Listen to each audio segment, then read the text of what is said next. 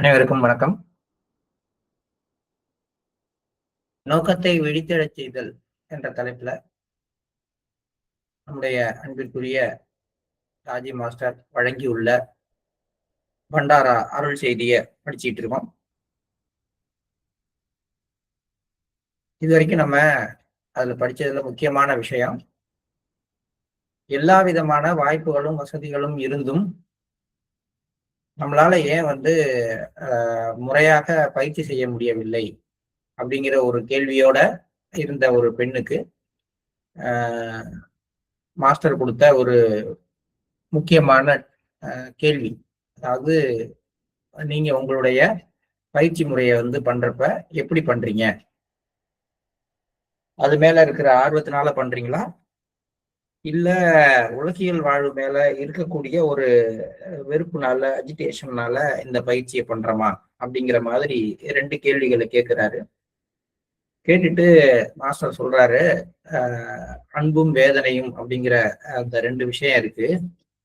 நீங்க லட்சியத்து மேல ஈர்ப்பினால ஒரு விஷயத்த செய்யும் பொழுது அங்க அன்பு இருக்கிறது. அந்த அன்பு உங்களை இலக்கை நோக்கி வேகமாக ஈர்க்கிறது. அந்த மாதிரி ஈர்க்கும் பொழுது மேலும் மேலும் உத்வேகத்தோட மகிழ்ச்சியோட வேலை செய்வீங்க. அது ஒரு பையன் ஐஸ்கிரீம் சாப்பிடுற மாதிரி. அதே நேரத்துல சுற்றுப்புற சூழல்ல இருக்கிற அசௌகரியத்தினால நீங்க உந்தி தள்ளப்பட்டு பயிற்சி செய்ய ஆரம்பிச்சீங்க அப்படின்னா, அது ரொம்ப நாளைக்கு நிலைக்காது. அதுக்கு ஒரு சரியான ஒரு டைரக்ஷன் இல்லாததுனால அது என்ன ஆகும் அப்படின்னா, கொஞ்ச நாள்ல தன்னுடைய அந்த ஒரு இதை கஷ்டப்படுத்துற அந்த ஒரு பவரை அது குறைச்ச பிறகு நமக்கு நாம என்ன செய்ய வந்தோமோ அது மேல ஈடுபாடு இல்லாம போயிடும். ஸோ அன்புங்கிறது புல்லிங் பவர், வேதனை அப்படிங்கிறது ஒரு ப்ரொப்பல்லிங் பவர். இது ப்ரொப்பல்லிங் பவர்ல ஒரு ஒரு இலக்கு இருக்காது அப்படிங்கிற விஷயத்த சொல்றாரு. இதனால்தான் நம்மில் பலர் தீர்மானம் செய்யும் ஒவ்வொரு முறையும் தோல்வி அடைகிறோம். நமது இயக்க சக்தி அன்பாக இல்லாமல் அதிருப்தியாக இருக்கும் பொழுது நாம் முயற்சி செய்வதை எளிதாக விட்டுவிடுகிறோம். இந்த அதிருப்தி நிலை சிறிது நேரம் தீவிரமாக இருந்தாலும் பின்னர் தணிந்து விடுகிறது. ஏனெனில் மனம் அந்த அசௌகரிய நிலைக்கு பழக்கப்பட்டு முயற்சி செய்வதை நிறுத்தி விடுகிறது. இது எப்படி சொல்றாரு அப்படின்னா, இங்க அந்த வார்த்தையை அவங்க சரியான வார்த்தையை பயன்படுத்தல அப்படின்னாலும் அவரு சொல்ற அந்த ஒரு விஷயம் அந்த ஃபிளேம் அப்படிங்கிறது. அந்த ஃபிளேம் கொஞ்ச நேரம் தான் இருந்துட்டு அப்புறமேட்டுக்கு அணைஞ்சு போகுது. இது ஒரு நெருப்பு, அதை சுத்தி இருக்கிற தணல், அந்த நெருப்புல இருந்து கொழுந்து விட்டு எரிகிற அந்த தீ கங்கு, அதுதான் ஃபிளேம் அப்படின்னு நம்ம சொல்லுவோம். இந்த அதிருப்தியினால ஏற்படக்கூடிய அந்த ஒரு வேகம் அப்படிங்கிறது ஃபிளேம் மாதிரி, தீக்கங்கு மாதிரி. அது ரொம்ப அப்படியே பயங்கரமா பாக்குறப்ப கொழுந்து விட்டு எரியற மாதிரி இருக்கும். அடுத்த நிமிஷம் அப்படியே போயிடும். அது ரொம்ப பிரைட்டாவும் இருக்கிற மாதிரி இருக்கும். மற்றவங்களுக்கு பார்க்கும் பொழுது அது ரொம்பவும் ஒரு உத்வேகம் உள்ளது மாதிரிலாம் தெரியும். நெருப்பு மேல ஜுவாலை சொல்றோம்ல, அந்த ஜுவாலை. ஆனா அந்த ஜுவாலை ரொம்ப நேரம் நீடிக்கிறது இல்லை. அது போயிடும். கொஞ்ச நாள்ல டக்குன்னு அது காணாம போயிடும். அது மாதிரிதான் அந்த அதிருப்தி நிலையினால ஏற்படக்கூடிய எந்த ஒரு உந்துதலும் கொஞ்ச நாள்ல தீவிரமாக இருக்காம தணிஞ்சு போயிடுது. ஏன் அப்படின்னா, நம்ம எந்த இடத்துல இருக்கிறோமோ அந்த இடத்துல இருக்கிற அந்த அசௌகரியத்துக்கு நம்ம செட்டில் ஆயிடுறோம். பழக்கப்பட்டு செட்டில் ஆனதுக்கு அப்புறமேட்டுக்கு நாம மேற்கொண்டு போறதை நிறுத்தி விடுகிறோம். எல்லாருக்கும் நடக்கிறது. இதை சிம்பிளா சொல்லணும் அப்படின்னு பாருங்க. இப்போ உங்க வீடு சுத்தமா வச்சிருக்கீங்க, இல்ல உங்க டேபிள சுத்தமா வச்சிருக்கீங்க. அப்ப அதுல ஏதாவது ஒரு பொருள் அப்படி கண்ணாபின்னான்னு கடந்தது அப்படின்னா உங்களுக்கு ஒரு மாதிரி உறுத்தும். ஒரு 2 பொருள் 3 பொருள் அப்படி இருக்குன்னு அது முதல்ல பாக்குறப்ப உறுத்தும். உடனே எடுத்து வைக்கல அப்படின்னா அப்புறம் எடுத்து வைக்கணும்னு தோணும். 2 3 இருக்கு, இது இங்க இருக்கக்கூடாதுன்னு தோணும். ஆனா ஒரு நாள் 2 நாள்ல அந்த பொருத்தமில்லாத பொருள் அந்த இடத்துலயே இருந்து போயிடுச்சு அப்படின்னா நமக்கு அப்படியே பழகி போயிடும். அதுக்கப்புறம் அந்த பொருள் இருக்கிறத பத்தி நமக்கு ஒரு இதுவே இருக்காது. யாராவது வர்றப்ப என்னப்பா இதை அப்படி போட்டு வச்சிருக்கீங்க அப்படின்னு கேட்டாதான் நமக்கு அதை பத்தி ஒரு ஒரு உரைக்குமே தவிர நமக்கு அது பெருசா தோணாது. இது டூ வீலர் வச்சிருக்கவங்களுக்கு எல்லாருக்குமே இது பொருந்தும். அதுல ஏதாவது ஒரு சவுண்ட் வருது, இல்ல வந்து ஒரு ஓரமா ஒரு நட்டு லூஸ் ஆயிடுச்சு, அது சரி பண்ணணும்னு தோணும் உடனே. ஆனா 2, 3 நாள் அப்படியே வச்சு வண்டி ஓட்டிட்டா அப்படியே தான் ஓட்டுவோம். அதுக்கப்புறம் அத கண்டுக்க மாட்டோம். ஏதாவது ஒரு நிலை ஒரு வித்தியாசமா தெரியும் பொழுது உடனே செஞ்சோம்னா மாறிடும். மாறலன்னா அதுக்கு பழக்கப்பட்டு போயிட்டோம்னா நம்ம அப்படியே தான் வச்சுக்குவோம். இது இது வந்து நெறைய விஷயங்கள்ல சின்ன சின்ன விஷயங்கள்ல பார்த்தீங்கன்னா, வீடுகள்ல நம்ம இத செஞ்சுட்டு தான் இருப்போம். நமக்கு தெரியவே தெரியாது. வேற ஒருத்தவங்க உள்ள வரும்பொழுது தான் வந்து அது வித்தியாசமா தெரியும். அதே மாரி நம்ம வந்து ஒரு இடத்துக்கு புதுசா போகும்பொழுது, அந்த இடத்த அப்படி வச்சுக்கணும், இப்படி வச்சுக்கணும்லாம் நெனைப்போம். ஆனா அதுக்கு அந்த இடத்திலேயே இருக்க ஆரம்பிச்சுட்டோம் அப்படின்னா, அது கொஞ்சம் கொஞ்சமா, கொஞ்சம் கொஞ்சமா மாறி அது பழைய கண்டிஷனுக்கு வந்துர்றது பார்ப்போம். ஸோ இது எல்லாம் வந்து தாஜி சொல்ற அந்த 2வது விஷயத்தின் கீழ அதிருப்தியினால ஏற்படுகின்ற ஒரு தீவிரம். அது கொஞ்ச நாள்ல செட்டில் டவுன் ஆகி திருப்பி பழைய நிலைமைக்கு வந்துவிடும். நோக்கமும் சோம்பலும். சோம்பல் என்பதை நாம் சரியாக புரிந்து கொள்வதில்லை. அது குணத்தில் உள்ள குறைபாடு என்றும், ஒழுக்கமின்மை என்றும், வலுக்கட்டாயத்தினால் கடந்துவிடக்கூடிய ஒரு பலவீனம் என்றும் எண்ணுகின்றோம். லேசினஸ் அது இல்லாதவங்களே நம்ம யாரும் கிடையாது. சாரி, நம்ம எல்லாருக்குமே சோம்பல்ங்கிற ஒரு குறைபாடு இருக்குது. ஒழுக்கமின்மை என்றும் இன்டிசிப்ளின் அப்படின்னு அதை எடுத்துக்கிறோம். அதை வந்து சோம்பலை என்ன பண்றது, சோம்பேறியா இருந்தா என்ன பண்றது, எப்படியாவது கட்டாயப்படுத்தி மெல்லமா அவங்கள வந்து வலுக்கட்டாயப்படுத்தி அந்த குணத்துல இருந்து வெளியில கொண்டு வந்துடலாம். ஒரு காலம்பரை எந்திரிக்கிற பழக்கமா இருக்கலாம், அல்லது வந்து முறையாக ஒரு வேலையை வந்து ரெகுலரா செய்யற பழக்கமா இருக்கலாம். எல்லாத்துக்குமே வந்து யாரோ ஒருத்தவங்க செட்டில் ஆகல அப்படின்னா அவங்கள யாராவது ஒருத்தவங்க சொல்லி சொல்லி சொல்லி சரி பண்ணிட முடியும்னு நம்ம நினைக்கிறோம். ஆனால் சோம்பல் என்பது அப்படிப்பட்ட விஷயம் கிடையாது. அது ஒரு ஆற்றல் அற்ற நிலை அல்ல, இலக்கு அற்ற ஆற்றல் அப்படிங்கிறார். இது ரொம்ப நல்ல ஒரு அழகான ஒரு விளக்கம்னு வச்சுக்கோங்களேன். ஒரு லேசினஸ் அப்படிங்கிறதுல வந்து அவன் அவன் கொஞ்சம் கூட எனர்ஜியே கிடையாது, எப்ப பார்த்தாலும் சோம்பேறியா இருக்கிறான் அப்படின்னு நம்ம சொல்றோம். அப்படி கிடையாதுங்கிற. சோம்பேறிகள் எல்லாம் ஆற்றல் அற்றவர்கள் அல்ல. அவங்களுக்குள்ளார இருக்கிற ஆற்றல் எப்படி செயல்பட வேண்டுமோ அதற்கான இலக்கு இல்லாதவர்களாக இருக்கிறார்கள். இலக்கு இல்லாத ஆற்றல் தான் சோம்பேறித்தனமாகுது. ஏன்னா ஒரு ஆற்றலுக்கு இலக்கு கொடுக்கப்பட்டால் அது விசையாக மாறிவிடுகிறது.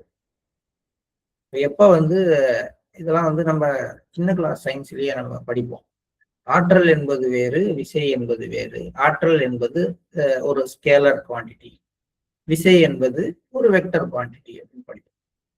ஆற்றல் தானா எங்கேயும் போகாது, அது இருக்கிற இடத்துல அது பாட்டுக்கு பேசாம இருக்கும். நாம தான் அதை போய் பயன்படுத்திக்கணும். ஆனால் அந்த ஆற்றலை குவித்து அதுக்கு ஒரு திசை கொடுத்து அதுல செலுத்த ஆரம்பிச்சோம்னா அது திசையாக மாறிவிடுது. அப்போ ஒரு ஸ்கேலர் குவான்டிட்டியா இருக்கக்கூடியது அதுவா தானாக எதுவும் செயல்படாம அப்படியே இருக்கும். பட் அதை வந்து அப்பதான் அது சோம்பல் அப்படின்னு எடுத்துக்கொள்ளப்படுகின்றது. அதுக்கு அப்புறமேட்டுக்கு அதுக்கு ஒரு இலக்கு கொடுக்கப்பட்டு விட்டால் அது வந்து வேகமாக செயல்பட தொடங்குகிறது. சோம்பல் உடையவர் என்று நாம் கருதக்கூடிய ஒரு நபருக்கு ஒரு விஷயத்தில் ஆர்வம் ஏற்படும் போது அவரை கவனியுங்கள். அவர் ஒருபோதும் சோர்வடையாமலும், உண்ணாமலும், குறை சொல்லாமலும் இரவு முழுவதும் கூட வேலை செய்வார். அவரிடம் ஆற்றல் எப்போதுமே இருந்துள்ளது. ஆனால் அது உயிர்ப்பு இன்றி இருந்தது. இது அடுத்த விஷயம். சோம்பேறிகள்னு உலகத்துல யாரும் கிடையாது. எவ்வளவுதான் சோம்பேறியான ஒரு ஆளு, ஒரு மாணவன் இருக்கான், ரொம்ப சோம்பேறி, ஒழுங்கா படிக்க மாட்டான், எழுத மாட்டான், தன்னுடைய புத்தகங்களை கூட ஒழுங்கா வச்சுக்க மாட்டான் அப்படின்னு நம்ம சொல்றோம் அப்படின்னா, அவனை வந்து அவனுக்கு ஏதோ ஒரு விளையாட்டுல ஆர்வம் இருக்கு அப்படின்னு கேட்டா, அந்த விளையாட்டுக்கான தயாரிப்புல பாத்தீங்கன்னா, அவன் காலையில யாரும் எழுப்பி விடாம எந்திரிச்சு கிரவுண்டுக்கு போயிடுவான். அதுக்கு வாங்க வேண்டிய பொருட்களை பத்திரமா வாங்கி பத்திரமா கொண்டு போய் ஒரு இடத்துல சேர்த்து வைப்பான். அப்பெல்லாம் வந்து அந்த சோம்பேறித்தனம் இருக்காது. அப்ப உண்மையிலேயே சோம்பேறினா எதுவுமே செய்யக்கூடாது. இங்க அப்படி கிடையாது. ஒரு விஷயத்துல ஆர்வம் ஏற்படும் பொழுது நம்ம சோம்பேறின்னு நினைச்ச ஒருத்தர் கொஞ்சம் கூட சோர்வு இல்லாம, சாப்பிடாம, தூங்காம கூட அந்த வேலைய செய்யறத பார்ப்போம். நம்ம பசங்க கிரிக்கெட் பார்க்குறப்ப பார்த்தீங்கன்னா, பாடம் நடத்துறப்ப பார்த்தோம்னா ஒரு 5 நிமிஷம் ஒரு இடத்துல உட்கார்ந்து கவனிக்க மாட்டான். அதே கிரிக்கெட் விளையாடும் பொழுதோ அல்லது ஒரு கேம் விளையாடும் போதோ பாத்தீங்கன்னா அந்த போன், அந்த கிரிக்கெட் பாக்குறப்ப இல்லைன்னா கேம் ஏதாவது விளையாடுறான் போன்ல அப்படின்னா அந்த கண்ணு கூட எமைக்காம அப்படியே அந்த போன்ல அப்படியே தான் இருக்கும். நம்ம தான் பார்த்து இது மாதிரி இப்படி பார்க்க கூடாதுப்பா அப்படின்னு சொல்லாத வரைக்கும் அவனுங்க அப்படியே இப்படி நெருக்கமா வச்சு இப்படி முடிஞ்சா அப்படியே தான் இருக்கான். பாடத்துல கவனக்குறைவு அப்படின்னு சொல்ற நம்ம இங்க பார்க்கும் பொழுது அந்த கவனக்குறைவு எங்க போணுச்சு? அப்போ உண்மையிலேயே அவனுக்கு கவனக்குறைவு இருக்கா இல்ல ஆர்வமின்மை இருக்குதா? இதுதான் மாஸ்டர் கேட்கிறாரு. நம்ம சோம்பேறித்தனம், அதனாலதான் நம்ம செய்யல, நம்ம தியானம் பண்ணல, நம்முடைய பயிற்சியை ஒழுங்கா செய்யாததுக்கு காரணம் சோம்பேறித்தனம் அப்படின்னு நினைக்கிறோம். அப்படி கிடையாது. நம்ம கிட்ட பயிற்சி செய்வதற்கான முழு ஆற்றலும் இருக்கிறது. ஆனா அதனுடைய இலக்கை நம்ம சரியாக நிர்ணயிக்கவில்லை. அதுக்கு ஒரு டைரக்ஷன், சரியான டைரக்ஷன் கொடுக்கல, அதுக்கு சரியான கோல் செட் பண்ணல. நம்ம என்ன செய்யணும் அப்படிங்கிறத பத்திய ஒரு தெளிவான, திடமான, தீர்க்கமான ஒரு ஐடியா நம்ம கிட்ட இல்லை. அதுதான் நம்மளை சோம்பேறிகளாக ஆக்குகிறது அப்படின்னு சொல்றாரு மாஸ்டர். ஒரு பிரபலமான அனிமேஷன் திரைப்படத்தில் சோம்பலாக காணப்படும் பாண்டா எனும் ஒரு பனிக்கரடி தான் தேடுகின்ற ஆற்றல் தனக்குள் ஏற்கனவே இருப்பதை கண்டறிகிறது.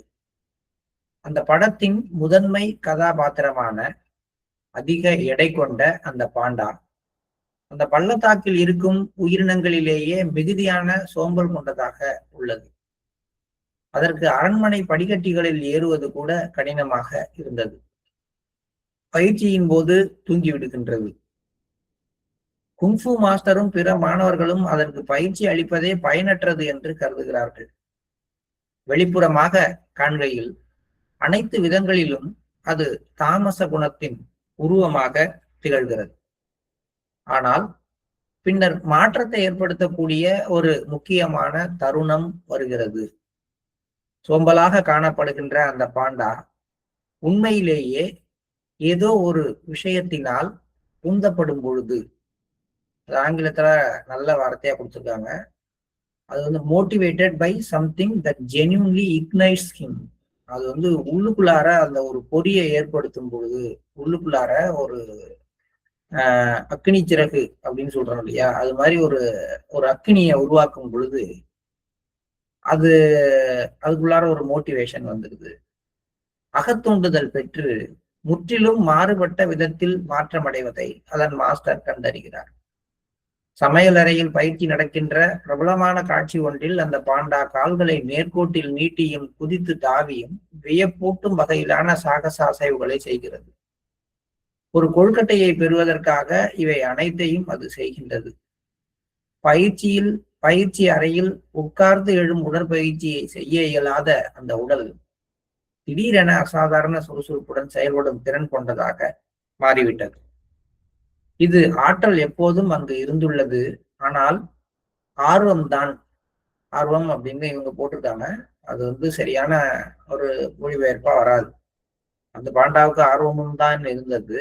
என்ன இல்லைன்னா அந்த ஃபிளேம் வாஸ் மிஸ்ஸிங். தணல் அப்படின்னு சொல்லுவோம் இல்லையா, நெருப்பு இருக்கு, தணல் இல்லை அப்படின்னா என்ன அர்த்தம்னா நீர் பூத்து நிக்குது, மேல சாம்பல் படிஞ்சிருக்கு, உள்ளுக்குள்ளார நெருப்பு இருக்கு, ஆனா ஒரு லேயர் மட்டும் அப்படியே லைட்டா கருத்து போய் ஹீட் இல்லாத மாதிரி தெரியுது. ஒரு நல்லா ஒரு ஊதி விட்டு அந்த தணல் திரும்பி வந்துருச்சு அப்படின்னா நெருப்பு அடுத்து கொழுந்து விட்டு எரிய ஆரம்பிக்க போகுது. ஸோ இங்க அதற்குள் எனர்ஜி இருக்கு, ஆனால் அந்த ஃபிளேம், அந்த ஒரு தணல் இல்லாமல் போயிடுச்சு. சோம்பேறி என்று அழைக்கப்படுகின்ற ஒரு நபருக்கு ஏதோ ஒன்றின் மீது உண்மையிலேயே ஒரு ஆர்வம் ஏற்படும் போது அவர்களை கவனியுங்கள். அவர்கள் ஒருபோதும் சோர்வடையாமல் வேலை செய்ய தொடங்குகிறார்கள். குங்ஃபு மாஸ்டரின் ஆழமான நுண்ணறிவு இந்த கதையை அது தொடங்கிய இடத்திற்கே மீண்டும் கொண்டு செல்கிறது. மர்மமான அந்த சுருள் இறுதியாக திறக்கப்பட்ட போது அது வெறுமையாக இருந்தது. உண்மையில் அது ஒரு கண்ணாடி. அந்த சுருளினுள் எந்த ஒரு ரகசியமும் இல்லை என்பதை அது நிரூபித்தது. ஆனால் எப்போதும் அது உள்ளுரைந்துள்ள ஆற்றல். நெருப்பு ஒருபோதும் அணைக்கப்படவில்லை, அது தூண்டப்படாமல் இருந்தது. இதுதான் அந்த கதையில நம்ம அந்த குங்ஃபு பாண்டா படத்தை முழுசாவே பார்த்தோம். இப்ப மாஸ்டர் இதுல இருந்து ஒரு 2, 3 விஷயங்களை சொல்றாரு. ஒண்ணு வந்து இருக்கிறதுலயே ஒரு சோம்பேறியான ஒரு உயிரினமாக, ஒரு அந்த உடல் ஃபிட்னஸ் இல்லாத ஒரு உயிரினமாக அந்த குங்ஃபு பாண்டா இருக்குது. ஆனால் அதுக்குள்ளார வந்து ஒரு ஏதோ ஒரு விஷயம் தூண்டிவிடப்படும் பொழுது, உள்ளுக்குள்ளார ஒரு சின்ன பொறி தட்டும் பொழுது, அந்த ஃபயர் உள்ளுக்குள்ளார கிரியேட் ஆன உடனே அது எல்லாத்தையுமே விட்டுட்டு வேற மாதிரி மாறிக்குது. இது வந்து நீங்க குங்ஃபு பாண்டாவுல அதுக்கு வந்து குங்ஃபு மேல இருக்கிற ஒரு விருப்பம் அப்படிங்கிறத விட அதுக்கு சாப்பாட்டு மேல இருக்கிற விருப்பம் அதிகமா இருக்குது. இப்போ சாப்பாட்டுக்காக அது வந்து எப்பயுமே எதையும் உடனடியா செய்ய ஆரம்பிச்சிருது. சாப்பாடு கண்ணு முன்னாடி இருக்குது அப்படின்னா அந்த சாப்பாட்டை அடையறதுக்காக அது வந்து எல்லா விதமான சாகசங்களையும் தன்னை அறியாமலேயே செய்ய தொடங்குகிறது. இது நமக்கு வந்து பாத்தீங்கன்னா குங்ஃபூல அவங்க வந்து அப்படி காட்டுறாங்க. நம்ம சாதாரணமா நம்ம ஊர்ல நம்ம இளைஞர்களை பார்க்கும் பொழுது சாதாரணமாக ஒரு இவ்வளவு பெரிய கல்லை கூட தூக்க முடியாதவன், ஒரு பொண்ணு தன்னை கவனிக்குதுன்னு கவனிச்சவன பாத்தீங்கன்னா டக்கு டக்குன்னு வந்து ஒரு வேலையை முடிச்சிருவான். பாரதிதாசன் கூட சொல்லுவாரு, கண்ணின் கடைப்பார்வை காதலியர் காட்டிவிட்டால் மண்ணில் மாந்தருக்கு மாமலையும் ஓர் கடுகாம் அப்படின்னு அந்த பாடல் வரிகள் வரும். சோ அங்க வந்து அந்த தூண்டுதலை ஏற்படுத்துறது அந்த பெண்ணினுடைய ஒரு பார்வை. அந்த பார்வை வந்த உடனே என்ன பண்றான், இவனுக்குள்ள ஏதோ ஒரு மாற்றம். உடனடியா வந்து களத்துல இறங்கி வேலையை முடிச்சிடுறான். கட கட கட கடன்னு அது பார்த்துக்கிட்டு இருக்கு அப்படின்னு தெரிஞ்ச உடனேயே இவன்கிட்ட இல்லாத சக்தி எல்லாம் திரண்டு எழுந்து வர ஆரம்பிச்சு. அப்ப அதுக்கு முன்னாடி இல்லாம போச்சா? இருந்துச்சு. இப்ப அதை எடுத்துக்கிட்டு வெளியில வரல. அந்த ஆற்றல் அப்படியே இருந்தது. இப்ப என்ன பண்ணுது, உள்ளுக்குள்ளார ஒரு ஒரு இக்னைட் ஆகுது. அந்த பார்வை வந்து ஒரு இக்னைட் பண்ணுது. அந்த பாண்டாவுக்கு சாப்பாடு வந்து அது மாதிரி தூண்டி விடுற ஒரு விஷயமா இருக்குது. அப்படி தூண்டி விடுறது கண்டுபிடிச்ச உடனே அந்த மாஸ்டர் பாக்குறாரு. அந்த சீன் நம்ம பார்த்திருப்போம். அதாவது வந்து சவுண்டு கேட்டு உள்ள போய் பாக்குறப்ப இந்த பாண்டா வந்து எல்லா கதவையும் உடைச்சி உள்ளுக்குள்ளார இருக்க சாப்பாட்டெல்லாம் எடுத்து சாப்பிட்டு இருக்கிறதையும், அந்த குரங்கு மேல வச்சிருக்கிற அந்த முந்திரி கொட்டைகளை வந்து போய் எடுத்துக்கணும் அப்படின்னு சொல்லிட்டு அவர் வந்த உடனே 10 அடி உயரத்துல பர்ஃபெக்டா அதை ஏறி நின்று அதை சாப்பிட்டு இருக்கிறதையும் பார்த்துருப்போம். ஸோ அதை அவர் சொல்றாரு, உன்னால முடியும், இப்ப பாரு நீ இவ்வளவு தூரம் உயரத்துல நீனாவே ஒரு பர்ஃபெக்ட் பொசிஷன்ல போய் நிக்கிற அப்படின்னு சொல்லி அதனுடைய குவாலிட்டியை அதுக்கு ஞாபகப்படுத்துறதோட அந்த மெத்தட்ல தான் உனக்கு ட்ரைனிங் கொடுக்குறதுங்கிறதையும் அவர் சொல்லுவாரு. மற்றவங்களுக்கு கொடுக்குற மாதிரி எல்லாம் உனக்கு ட்ரைனிங் கொடுக்க முடியாது, அதுக்கான நேரமும் கிடையாது, அதுக்கான வேலையும் கிடையாது. உனக்கு நான் வேற விதமா ட்ரைனிங் கொடுக்க போறேன்னு கூட்டிட்டு போய் ஒரு கொழுக்கட்டையை வச்சுட்டு அந்த கொழுக்கட்டையை அது சாப்பிட விடாம என்னென்ன வேலை பார்க்கணுமோ பார்க்கும் பொழுது கொழுக்கட்டையை எப்படியாவது சாப்பிடணுங்கிற அந்த வெறியில அது வேலை செய்ய ஆரம்பிக்கும். அதனை அறியாமலேயே அதுக்குள்ளார இருக்கிற ஆற்றல் வந்து என்ன பண்ண ஆரம்பிக்கும், வெளிப்பட ஆரம்பிக்கும். அது நம்ம படத்துல ரொம்ப அழகாவே அதை காட்டியிருப்பாங்க. நம்மளும் அதை பத்தி எல்லாம் பேசணும். சோ பயிற்சி அறையில் உட்கார்ந்து எழும் உடற்பயிற்சியை செய்ய இயலாத அந்த உடல் அது என்ன பண்ணும், கொஞ்ச நேரத்துக்கு முன்னாடி அந்த ஒரு சீன்ல பாத்தீங்கன்னா 2 பக்கமும் மூங்கில் கட்டி வச்சு அது மேல உட்கார்ந்து பிராக்டிஸ் பண்றதுக்காக அதுல போய் மாட்டிக்கும், எந்திரிக்க முடியாம ஒட்டிக்கும். அப்புறம் வந்து அந்த கொக்கு தான் அதை தூக்கி நடக்கும். அப்படி இருக்கிற ஒரு பாண்டா சாப்பாடு அப்படின்ன உடனே 10 அடி தூரத்துல அப்படியே அனாயாசமா எந்திரிச்சு போய் ஒரு இடத்துல உட்கார்ந்து அது சாப்பிடுது. திடீரென அசாதாரண சுறுசுறுப்புடன் செயல்படும் திறன் கொண்டதாக அது மாறிவிட்டது. இது வந்து என்ன சொல்லுது, அதுகிட்ட ஆற்றல் இருக்கிறது, ஆனால் அதற்கான அந்த ஃபிளேம் தான் இல்லை, அந்த தணல் தான் இல்லை அப்படிங்கிறத காட்டுது. அப்ப குங்ஃபு மாஸ்டருடைய ஆழமான நுண்ணறிவு, அந்த ஊகுவையுடைய ஆழமான நுண்ணறிவு என்ன செய்யுது, கதையை மீண்டும் தொடங்கிய இடத்திற்கே கொண்டு செல்கிறது. எங்க அந்த அந்த டிராகன் வாரியராக இருந்த அந்த பாண்டா வந்து எந்த இடத்துல இருந்து திரும்பி தன்னுடைய வாழ்க்கையை ஆரம்பிக்குதுங்கிறது தான் அந்த கதையில ரொம்ப முக்கியம். நடுவுல வந்து அது முதல்ல தன்னுடைய அப்பாவோட நூடுல்ஸ் கடையில உட்கார்ந்துட்டு அப்படிதான் இருந்துச்சு சோம்பேறியா. அது மீண்டும் வந்து தான் யாரு, தன்னுடைய ஆற்றல் என்னங்கிறத தெரிஞ்சுக்கிட்டு கிளம்புனதும் அங்கே இருந்துதான்.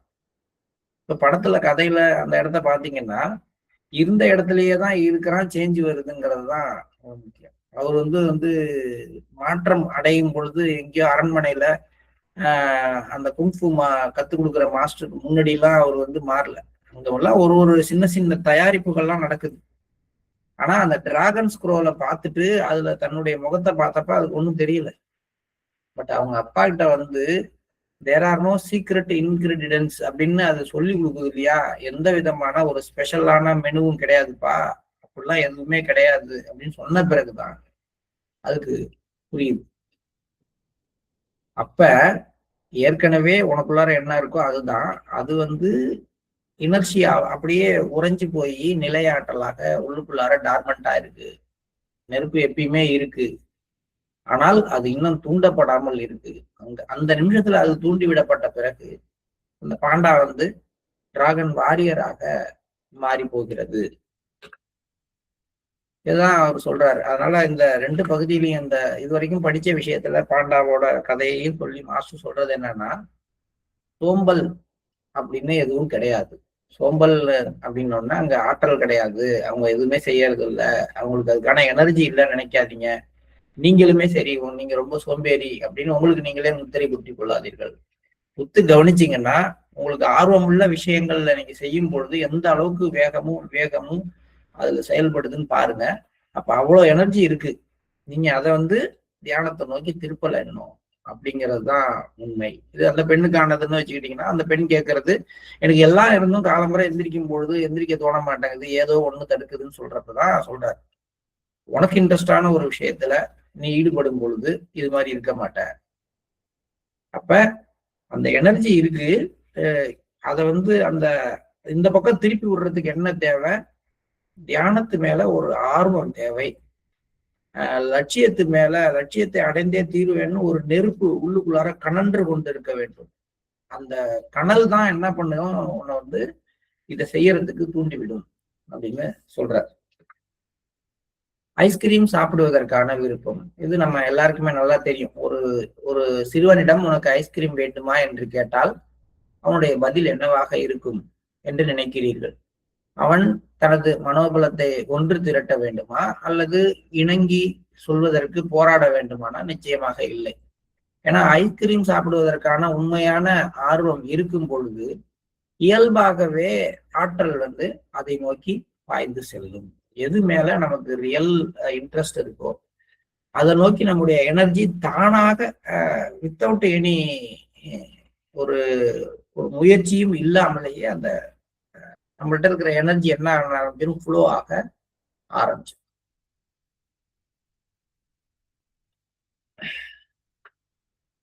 அடுத்தது நோக்கமற்ற வாழ்வின் பாரம் அப்படின்னு தலைப்பு கொடுத்திருந்தாலும் அது சரியான ஒரு மொழிபெயர்ப்பாக பார்க்கல. அதனால நம்ம அந்த வார்த்தையை அப்படியே ஆங்கிலத்துல படிப்போம். the weight of the unlived purpose. Unlived purpose, வாழப்படாத நோக்கம் சுமையாக மாறிவிடுகிறது. வாழ்க்கை சுமையாக மாறுவதில்லை. இந்த வாழ்க்கையில நம்ம ஏதோ ஒரு நோக்கத்தை வச்சிருப்போம், அதை ஆசையா உள்ள வச்சிருப்போம். அந்த ஆசைக்கு செயல்படுத்துறதுக்கு எதுவுமே செய்யல, வெறும் ஆசையாவே இருக்கும் பொழுது அந்த நோக்கம் அதற்கான எந்த ஒரு அடிப்படை செயல்பாடுகளையும் எடுத்துக்காம நோக்கமாக மட்டுமே நமக்கு இருக்கும் பொழுது அந்த நோக்கமே நம்மை சுமையாக மாறி அழுத்து தொடங்குது. இப்ப நான் ஆன்மீகத்துல முன்னேறணும், மாஸ்டர் மாதிரி மாறணும்னு நோக்கம் வச்சுக்கிட்டு ஒழுங்கா தியானம் பண்றதுல, சஸ்தம் அட்டன் பண்றதுல, இண்டிவிஜுவல் சிட்டிங் போறது இல்லை அப்படின்னா என்னுடைய நோக்கம் இருக்கதான் செய்யுது. என்னுடைய வாழ்க்கை என்னுடைய நோக்கத்தை நோக்கி ஒரு டிசைன் பண்ணப்படலை. இப்ப ஒவ்வொரு நாளும் என்ன ஆகும், ஐயோ நம்ம தியானம் பண்ணலையே, ஐயோ நம்ம சிட்டிங் வாங்கலையே, ஐயோ நம்ம சத்சங்கத்துக்கு போகலையேன்னு அந்த எந்த வாழப்படாத அந்த நோக்கமே நமக்கு ஒரு கில்ட்டி கான்சியஸை கிரியேட் பண்ணி நம்முடைய வாழ்க்கையில ஒரு சுமையை தோற்றுவிக்கின்றது. அப்ப வாழப்படாத ஒரு நோக்கம் உண்மையிலேயே ஒரு சுமையாக நமக்கு மாறி போகுது. அதனாலதான் பாத்தீங்கன்னா பயிற்சியில சேர்ந்தவங்க கொஞ்ச நாள் கழிச்சு ரொம்பவும் ஒரு தீவிரமான ஒரு இறுக்கமான மனநிலைமைக்கு போயிடுறத பார்க்கணும். ஏன்னா அவங்களுக்கு ஒரு புதிய நோக்கம் கொடுக்கப்படுது. அது வரைக்கும் அவங்க வேற ஏதோ நோக்கத்துல இருக்கிறாங்க. இங்க பயிற்சி செய்ய ஆரம்பிக்கிறாங்க. ஓரளவுக்கு ஒட்டின பிறகு உண்மையான நோக்கம் என்ன அப்படின்னா, நீங்க உங்க மாஸ்டரோட 2.5 கலக்கிறது தான் உங்களுடைய உண்மையான நோக்கம்னு சொன்ன பிறகு அந்த நோக்கம் ஏத்துக்கிறாங்க. ஆனால் அதுதான் நோக்கம்னா அதுக்கு ஏத்த மாதிரி மாறணும்ல. அந்த ஒரு மாற்றத்தை தன்னுடைய வாழ்க்கை முறையில கொண்டு வர்றது இல்லை. ஏன்னா நோக்கத்து மேல இன்னொரு பிடிமானம் வரல. சொல்லி கொடுத்த நோக்கமா தான் அது இருக்குது. அதுக்கான தகுதிகளை அவர்கள் வளர்த்துக்காததுனால அந்த நோக்கமே, அதாவது ஆன்மீகத்துல முன்னேறணுங்கிற அந்த நோக்கமே ஒரு பெரிய சுமையாக மாறி போகின்றது. ஆன்மீக மரபுகள் சோம்பல் என்பதை ஒரு நோயாக கருதுவதில்லை. சந்தேகம் என்பது ஒரு நோய், ஆனா சோம்பல் என்பது நோய் கிடையாது. அது ஒரு நிலை. மாறாக அதனை ஒரு அறிகுறியாக, இட் இஸ் அன் இண்டிகேட்டர். என்ன இண்டிகேட் பண்ணுது? யோக கட்டமைப்பில் தமஸ் என்பது மந்தநிலை மற்றும் பாரத்தன்மை எனும் குணங்களை கொண்டதாக கருதப்படுகின்றது. நம்ம நம்ம அடிக்கடி இந்த 3 குணங்களை பத்தி நிறைய படிச்சிருக்கோம். தாமசம், ரஜோ, சத்துவம் எல்லாம் படிச்சிருக்கோம். அப்ப ஒரு ஆற்றல் செயல்படாமல் அப்படியே மந்தமா ஒரே இடத்துல தேங்கி ஒரு பாரத்தன்மையோட இருந்துச்சுன்னா அது தாமசம். அது சீறி பாயிற மாதிரி ஒரு கட்டற்று வெளிப்பட ஆரம்பிச்சதுன்னா அது ரஜோ. அதுல ஒரு நிதானமும் தேவையான அளவுக்கு அது ஒழுங்குபடுத்தப்பட்டும் பாய ஆரம்பிச்சதுன்னா அது சத்துவம். இப்ப இந்த தாமசம் எப்படி உருவாகுது? எப்படி ஒரு மந்த நிலை ஒரு மனிதன்கிட்ட உருவாகுது? எப்படி ஒரு ஹெவினஸ், எப்படி ஒரு கிராஸ்னஸ் டெவலப் ஆகுது? முன்னோக்கி செல்வதற்கான உந்துதலை தொலைத்துவிட்ட வாழ்க்கையினுள் அது தோன்றி பின்னர் மெல்ல மெல்ல நிலை கொள்ள ஆரம்பிக்கிறது. எப்படிங்க அவர் எப்படி அந்த மாதிரி அப்படி இருந்தாரு? இப்ப ரொம்ப நல்லா ஆயிட்டாரு ஆளு. அது முன்னாடி மாதிரிலாம் இல்லையே. இது ஒவ்வொரு அபியாசியை பற்றியும் மற்ற அபியாசிகள் பேசிக்கிறது. நம்மளை பத்தி ஒரு 4 பேர் அந்த பக்கம் பேசிட்டு இருப்பாங்க. நம்ம 4 பேரோட சேர்ந்து இன்னொரு அபியாசியை பத்தி பேசிட்டு இருக்கோம். அப்பெல்லாம் அவர் ரொம்ப ஒரு ஆர்வமா இருக்காருன்னா இப்ப ஆளு ரொம்ப நல்லா இருக்காரு. அவர் முகத்திலையும் ஒரு தெளிவு இல்லையே. ஏங்க இப்ப அடிக்கடி பார்க்கவே முடிய மாட்டேங்குது. 2 பண்டாராவுக்கு அவர் வரலங்க. அப்ப என்ன ஆச்சு? ஏன் இந்த மந்த நிலை வந்தது? ஏன் இந்த பாரத்தன்மை வந்தது? எப்படி உருவானுச்சு அவருக்குள்ளார? அழகா மாஸ்டர் ஒரு உதாரணத்தை சொல்றாரு. ஒரு ஆறு இருக்கு.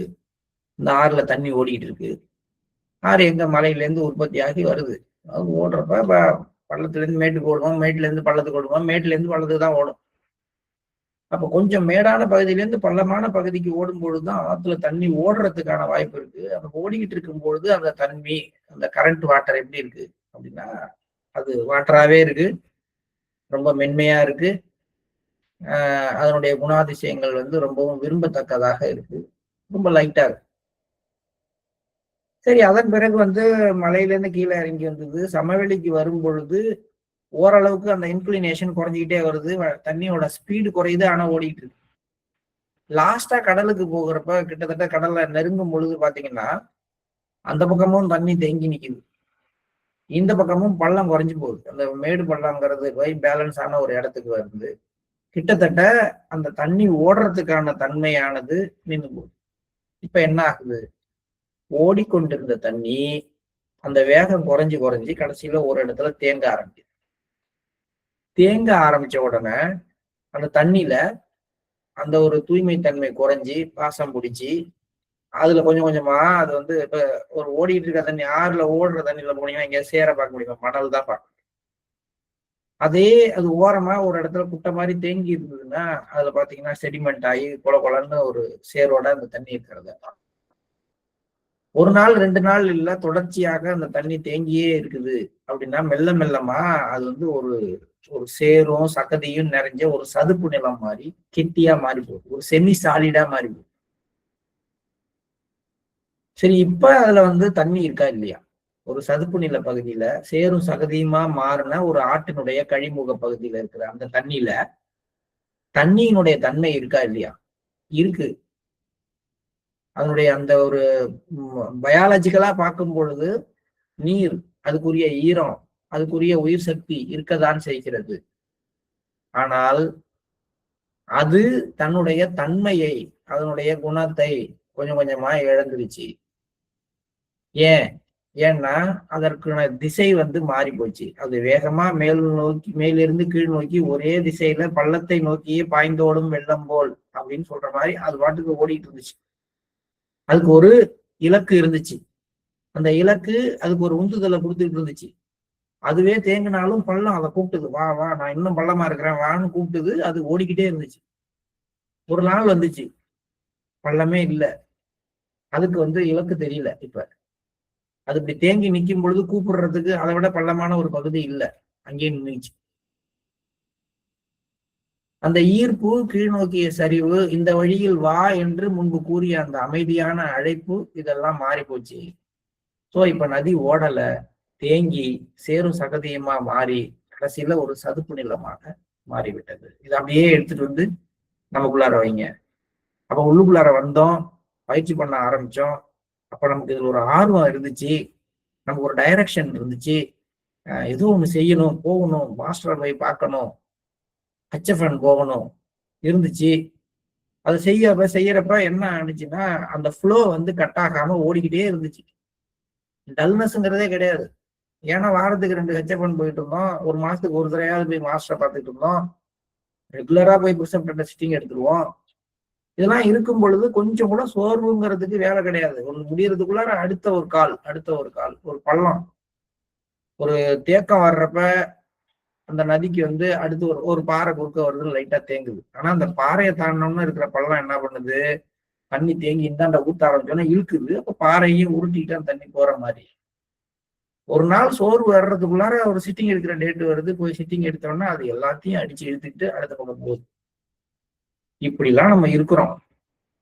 ஆனால் பின்னாடி கொஞ்சம் கொஞ்சமா என்ன ஆகுது, என்ன பண்டாரா, அதான் போன பண்டாரா போயிட்டோம். இப்ப என்ன, இப்பதானே போய் மாஸ்டர் பார்த்து வந்தோம், என்னத்த வாரம் சிட்டிங் எடுத்து என்ன பண்றது, ஒன்னும் ஒரு இதுவா இல்ல, இந்த வாரம் எடுக்காட்டிதான் என்ன அப்படின்னு நீங்க தேங்கும் போது HFN என்னங்க எல்லாருமா இவ்வளவு பேர் இருக்காங்க, எந்த அபியாசியும் வர்றதுல, சும்மா என்னைய கூப்பிடுறீங்க, எனக்கு வேலை இருக்கு சார் அப்படின்னு தட்டி கழிச்சு நகரும் பொழுதெல்லாம் அந்த பள்ளத்தை நோக்கி அந்த மென்மையான கால், அந்த ஒரு அழைப்பு, அமைதியான அழைப்பு, வாப்பா வா அப்படின்னு சொல்ற அந்த அழைப்பு போறதுனால இந்த இன்னர் ஃப்ளோ கொஞ்சம் கொஞ்சமா கட்டாக்கி அந்த சூட்சுமத்தன்மை குறைஞ்சி தேங்கி கிராஸ்னஸ் ஆகி இப்படிதான் அது உருவாகுது அப்படின்னு அவர் சொல்றாரு. அப்ப அது குறிக்கோள் என்பது என்ன? சிலர் நினைப்பது போல குறிக்கோளும் பேராசையும் ஒன்று அல்ல. ஆம்பிஷன் அப்படிங்கிறதும் கிரீட் அப்படிங்கிறதும் ஒண்ணு கிடையாது. ஆன்மா சாத்தியமானது என்று தான் கருதுவதை விட கீழான நிலையில் உள்ள ஒரு வாழ்க்கையை எளிதில் ஏற்றுக்கொள்ளார். இப்ப அடுத்த விஷயத்துக்கு போறார். இந்த இடத்துல நம்ம நிறுத்திக்குவோம். ஒரு வாழ்க்கைன்னா அதோட குறிக்கோள் எப்படி இருக்கணும்? குறிக்கோளுக்கும் ஆசைக்கும் என்ன வித்தியாசம்? நான் கலெக்டர் ஆகணும்னு ஒருத்தன் குறிக்கோள் வச்சுக்கிறதுக்கும் நான் கலெக்டர் ஆகணும்னு ஒருத்தன் ஆசைப்படுறதுக்கும் என்ன வித்தியாசம்? நான் வந்து ஒரு பெரிய பணக்காரன் ஆகணும்னு ஆசைப்படுறதுக்கும் நான் பணக்காரன் ஆகணும்ன்ற குறிக்கோள் வச்சுக்கிறதுக்கும் என்ன வித்தியாசம்? ரெண்டும் ஒன்னா வேற வேறையா? இந்த கேள்வியே மாஸ்டர் வைக்கிறாரு. இது ரெண்டும் ஒன்னா வேற வேறையா? இப்ப நம்மளே கேட்டுக்கோமே, நான் வந்து மாஸ்டரை மாறணுங்கிறது என்னுடைய ஆசையா, என்னுடைய குறிக்கோள்? ரெண்டுக்கும் என்ன வித்தியாசம்? நான் குறிக்கோள்னு சொன்னா என்ன அர்த்தம், ஆசைன்னு சொன்னா என்ன அர்த்தம்? எது அதுக்கு இந்த பேரை மாத்துது? இதுதான் வந்து அடுத்த கேள்வியா மாஸ்டர் வைக்கிறாரு. இதை பத்தி நம்ம நாளைக்கு பேசலாம்.